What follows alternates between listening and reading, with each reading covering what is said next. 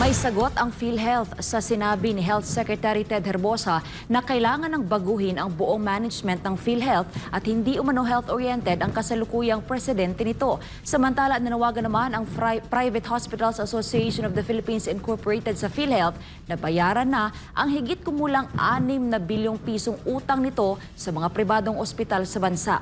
Narito ang balita ni Jason Rubrico. Ibinahagi ng Philippine Health Insurance Corporation of PhilHealth ang kanilang alok na bagong health packages para sa 2025. Sa kabilaan nila ng zero subsidy ay may sapat na pondo raw ang ahensya para tustusan ang health benefits ngayong taon. Pero ang Private Hospitals Association of the Philippines Incorporated nagpahayag naman ng kanilang pangamba dahil sa humigit kumulang 6 na bilyong pisong claims na hindi pa nababayaran ng PhilHealth sa mga pribadong ospital. And these unpaid claims put private hospitals in a high financial risk, especially now that the new hikes will be put into motion. This will also add more strain to the financial stability if those unpaid claims remain unaccounted for. Dagdag pa ng THAPI dahil din sa zero subsidy na ibinigay ng Kongreso sa health insurer, hindi lang higit kumulang 16 na milyong Pilipinong indirect contributors ang maaapektuhan, kundi maging ang mga pribadong ospital.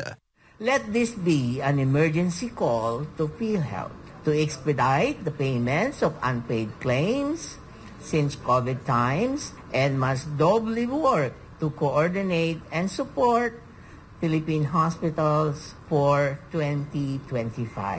On our part, our commitment to PHAPI is to reconcile with them as to what claims compose these approximately 5 billion pesos worth of claims.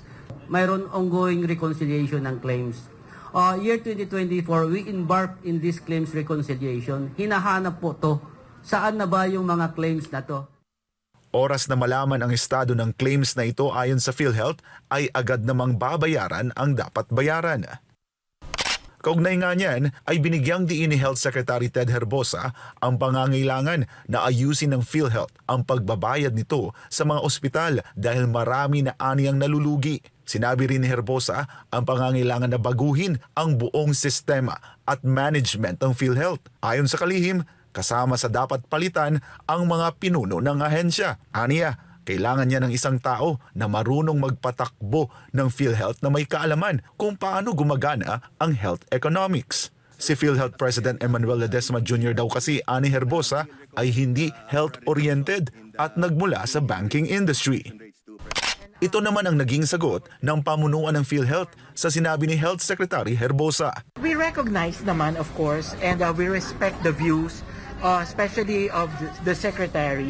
But of course, kung makikita nga po ninyo at katulad ng ipinapakita natin ngayon, we are aggressively improving our benefits and improving on our performance. Sana po makita rin naman po yung mga pagbabago at pagsisikap na ginagawa ng PhilHealth ngayon. Para sa Diyos at sa Pilipinas kumahal, ako si Jason Rubrico, SM9 News.